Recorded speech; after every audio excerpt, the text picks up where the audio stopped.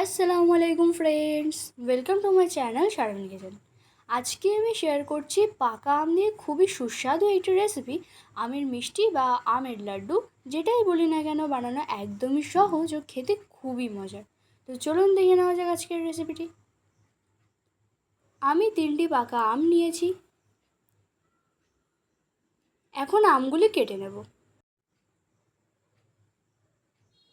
আমি এভাবে কেটে নিচ্ছি।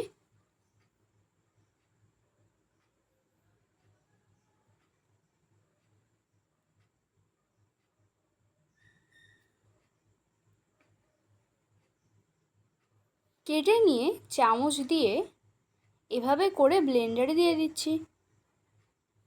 ব্লেন্ডারে দিয়ে পিউরি বানিয়ে নেব। আমের পিউরি বানিয়ে নেওয়া কমপ্লিট। এখন কড়াইয়ে নিয়ে নিচ্ছি নারকেল কোড়া।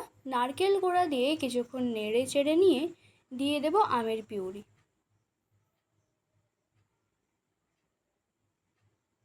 আর দিচ্ছি 3 চামচ চিনি।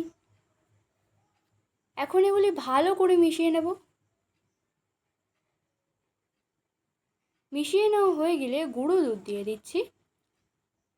গুঁড়ো দুধ দিয়ে এখন খুব ভালো করে মেশাতে থাকবো যতক্ষণ না পর্যন্ত শুকিয়ে আসছে। মিডিয়াম টু লো ফ্লেমে রেখে অনবরত নাড়তে থাকবো আমের মিশ্রণটি শুকিয়ে না আসা পর্যন্ত। শুকিয়ে গেলে দেখবেন কড়াই থেকে এমনিই ছাড়িয়ে আসছে। এখন নামিয়ে নেব। ঠান্ডা হয়ে গেলে হাতে ঘি লাগিয়ে এরকম গোল শেপ দিয়ে নেব। এখন গায়ে নারকেল গুঁড়ো লাগিয়ে নেব। খুবই ইজি ম্যাঙ্গো সুইটস, দেখুন দেখতে কি দারুণ লাগছে না? এভাবেই আমি সবগুলি করে নেব।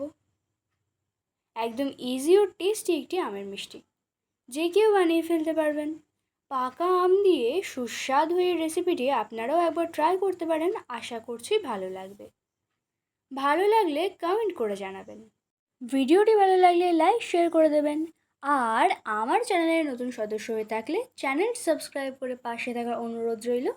Thanks for watching.